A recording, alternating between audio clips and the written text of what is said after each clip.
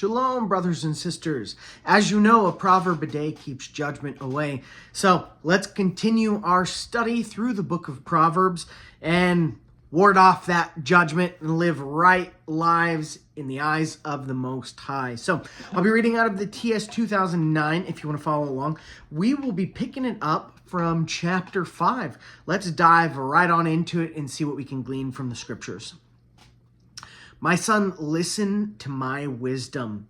Incline your ear to my understanding so as to watch over discretion, and your lips guard knowledge.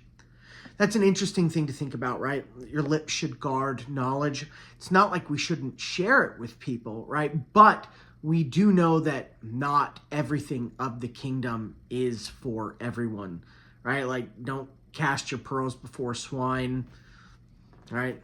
Don't wallow with pigs back in the mire, that kind of stuff. So you got to have enough wisdom and discretion and discernment to know when the right time is to share these things and who the right person is to share these things to, because again, it's not always for everyone, right? A lot of people don't like hearing that, but it's just the truth, right? So anyways, verse 3. For the lips of a strange woman drip honey, and her mouth is smoother than oil. But in the end, she is bitter as wormwood, sharp as a two-edged sword. And this might become ever relevant for us in our day and age. I mean, look at the world around you, right? Like, this country is built on lust, and it's trying to trap every single one of us. And they're all forbidden women.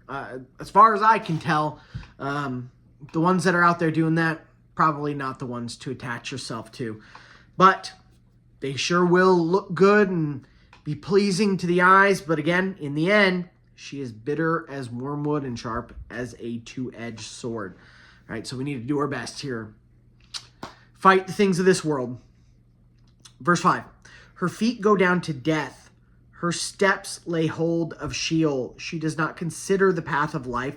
Her ways are unstable. You do not know it. I've dated some people like this, so I have firsthand knowledge of people just like this. And again, don't yoke yourself to an unequally yoked believer. Like, if you're walking in the way, your bar of what is acceptable has gone way, way up from what it used to, or it should have at least. And I know it might be harder to find somebody, those of you that are out there single, like, it's hard to even have fellowship with like-minded believers, like in person, let alone finding a spouse. But I can pretty much guarantee you, beyond any shadow of a doubt, that when you do find that person, they're going to be quality. It is going to be a quality person, and it won't be one of these people that we're reading about right now. So just stand strong, stand firm. Yah has a plan, and everything in due time. Her ways are unstable. You do not know it. So now listen to me, you children, and do not turn away from the words of my mouth. Keep your way far from her, and do not come near the door of her house, lest you give your splendor to others and your years to the one who is cruel. I feel like there's some, Sheol undertones there, like give your splendor to others and your years to the one who is cruel, like down in the pit. But just before this, keep far away from her, and do not come near the doors of her house. It just reminds me of Joseph, right? When the adulterous woman in the house that he was a slave in, she wanted to sleep with him, and while her husband was away, and she wanted to plot and kill him, and nothing good. And what did Joseph do? Joseph took off. He ran. He fled from evil, right? And that's a good page in the book that we should take from him and do the same. Flee from that evil, especially this kind. And again, ladies, love you, sisters, of course. But there is something to be said here for women having a certain power over men, right? It's kind of the offset. Men are bigger, men are stronger, But women have that charm, right? And bat their little eyes at somebody and get whatever they want. Women, you need to not use that power against men, because some of the greatest men in all of Scripture were taken out by women, right? I mean, King David, the only man after Yah's own heart in Scripture, right? He was defeated by a woman. Samson, the strongest man in all the Bible, defeated by a woman. Solomon, right, who we're reading these words from, the wisest man that ever lived, defeated by women. So, women, don't use your powers wrongly. Be a Proverbs 31 woman. I know we're not there yet, but I have other studies on Proverbs 31. Go read it. Be one of those women. And men, we need to do our best not to fall prey to these type of women and these type of situations. And I know it's hard, believe me. I'm a man.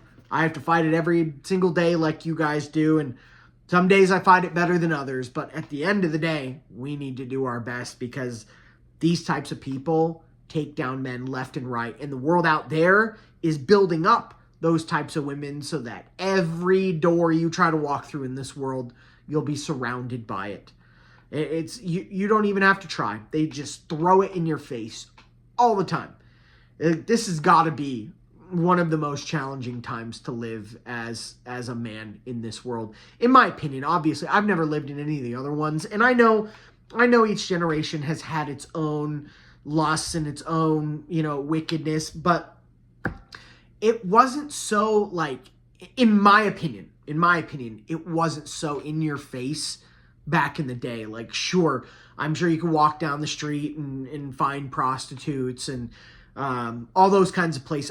Obviously, they probably existed everywhere, but you could avoid those places. You know what I mean? Don't walk those streets. Don't go near that building, right? But in this day and age, right, they bottle us up in our houses, because if you go into the world, it's nothing but wickedness. If you try to go out and do fun things in this world, it's always just ruined by wickedness, and they put it out there too. Right? Dancing girls everywhere, billboards everywhere, scantily dressed women everywhere you go. Right? And then every show shows them, right? Every movie shows them.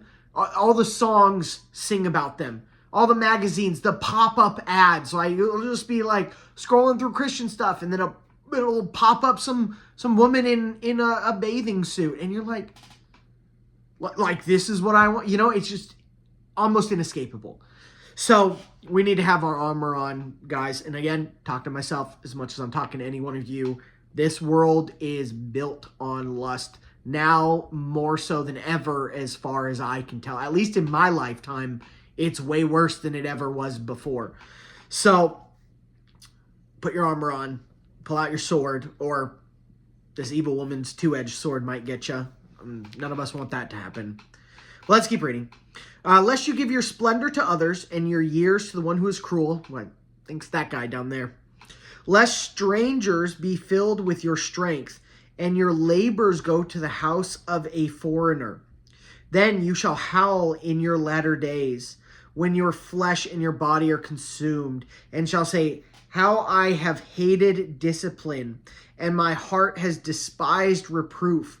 And I have not heeded the voice of my teachers, and I have not inclined my ears to those who instruct me. Sadly, this isn't even just about women anymore at this point, men, or women either. I mean, it's not like they don't try to tempt ladies as well in this world. I mean, there's so much cause for adultery. They've got it to the point where all men are just like pawing after all women all the time, so women fall just as much as men do, if we're all being honest. But it's not even about men or women anymore at this point. I mean, if you just read all of this about hating reproof and hating the voice of the Most High, not listening to his correction, not obeying his commandments, I mean, that goes far and beyond just the lust category. There are so many things that people are doing in this category, right? Even if they've conquered lust in their life, praise Yah for that, but there's other things at the door waiting, and many people are ignoring many commandments. And I don't want to hear that, how I hated discipline, how I hated reproof, I didn't listen to my teacher. I didn't incline my voice or my ear to the voice of the Most High, which is found in the Torah and all throughout the other scriptures, found in the actual walk and faith of our Messiah Yeshua. So, again, goes beyond lust and women and men and all those things. There's a lot of different reasons why you could fall into this category. So listen to Torah, do what it says. Verse 14, in a little while I was in all evil, in the midst of an assembly and a congregation. Drink water from your own cistern and running water from your own well. Should your springs be scattered abroad, rivers of water in the streets, let them be only your own and not for strangers with you. Let your fountain be blessed and rejoice with the wife of your youth. A loving deer, a pleasant doe. Let her nipples satisfy you at all times and be captivated by her love always. So, pardon the colorful language online, but basically, be satisfied with your partner. Right? Be satisfied with your wife. Be satisfied with your husband. Enjoy them. Right? Don't be taken away by the lust of forbidden women and forbidden men that shouldn't have any part in. Again, they're throwing it at you guys. They're going to throw it at me. They're going to throw it at you. Doesn't matter if you're a boy or a girl. They're going to find a way to throw it at you in this world, and we all need to be terribly on guard for that kind of stuff and ever watchful and vigilant and trying our best to shut it down. And it is hard. It is very, very hard. So, armor up, people. Either way, though, be captivated by your spouse, right? That is not the forbidden love. That is the one you should be, right, submersed in if you want to go out there and submerge yourself in that stuff. So find a wife. Find a husband. Right? Again, know it's easier said than done if you're walking in the way, but when you get that person, it will be a quality relationship, one that was worth waiting for, I guarantee it. Verse 20, for why should you, my son, be captivated by a strange woman and embrace the bosom of a foreigner? For the ways of man are before the eyes of Yahweh, and he considers all his paths. The wrong one is entrapped in his own crookedness, and he is caught in the cords of his sin. He dies for lack of discipline, and in the greatness of his folly, he goes astray. Let me see here. I want to jump back. That was the end of chapter 5, but some things were coming to mind. Where were they? For the wrong one is entrapped by his own crookedness. I want to read to you guys out of James chapter 1. Good old James. Love me some James, as you guys know. All right, so verse 23. The wrong one is entrapped in his own crookedness, and he is caught in the cords of his sin. Pay attention to that wording while we read James chapter 1. So we are going to read from... let's read from verse 12. James 1:12. Blessed is the man who remains steadfast under trial. By the way, that word, that might not be the best translation. And you guys know I like the ESV. I'm reading out of the ESV right now. I really like this translation, but even it is not perfect. If you look up that word for under trial, it's temptation. So temptation to sin, basically, is what it's saying. Blessed is the man who remains steadfast under temptation, for when he has stood the test, he will receive the crown of life, which Yah has promised to those who love him. And remember, we who study the Bible know what it means to love him, and that's through the keeping of his commandments. His words, not mine, that's scripture. Let no one say, this is where it gets relevant to what we just read in Proverbs. Let no one say when he is tempted, I am being tempted by Yah. For Yah cannot be tempted with evil, and he himself tempts no one. But each person is tempted when he is lured and enticed by his own desire. Then desire, when it is conceived, gives birth to sin, and sin, when it is fully grown, brings forth death.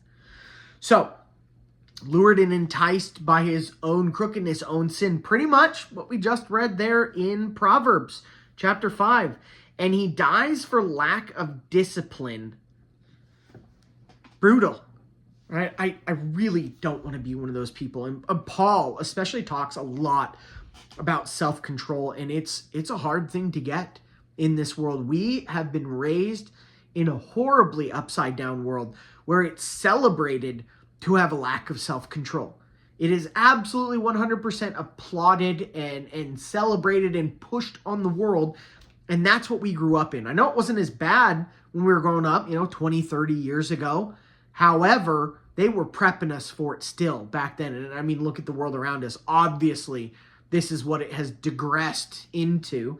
People with no self-control, lovers of themselves, lovers of money, adulterer, everything that the Bible said the world was going to turn into. Just terribly, terribly downhill it has gone, even from when I was a kid. But they were prepping us for it. Right? Prepping us for loving a lack of discipline, which brings Hosea 4:6 to mind. Right? Hosea 4:6. That's Hosea 1:6. That's not what I'm looking for. 4:6.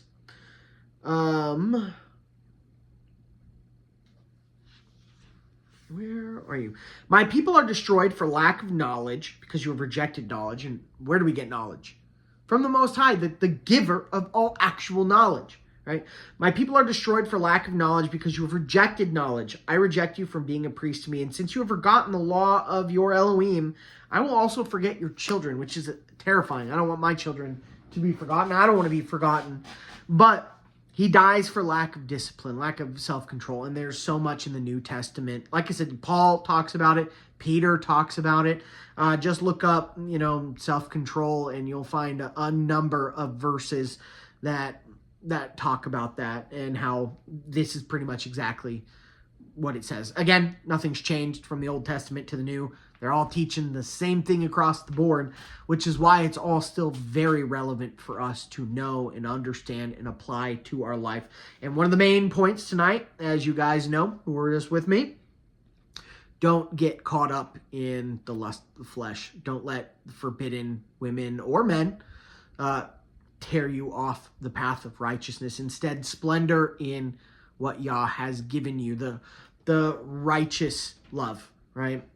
Out of a spouse, man and a woman who are supposed to be together, who are both walking in the path of righteousness, both submitting themselves to the law of the Most High and taking their roles as husband and wife is supposed to take. And I promise you, when you do that, you will have the best relationship ever. I'm speaking from experience. Mine has done nothing but gotten better since we both started reading the Bible, applying it to our life, and taking on our roles. So that is it for tonight. It was a rather short chapter, but thank you guys for spending some time in Proverbs with me. If you need anything, have any questions, please feel free to reach out. Yah willing, we'll pick this up next week from chapter 6. Chapter 6 is a longer chapter, so might be in it for a little bit more next week, but you never know what Proverbs is going to throw at you. In the meantime, may the Most High bless you and keep you. May he make his face to shine upon you and be gracious to you. May he lift up his countenance upon you and give you wonderful peace. In the name of Messiah Yeshua. I love you guys. Yah willing, I'll see you soon.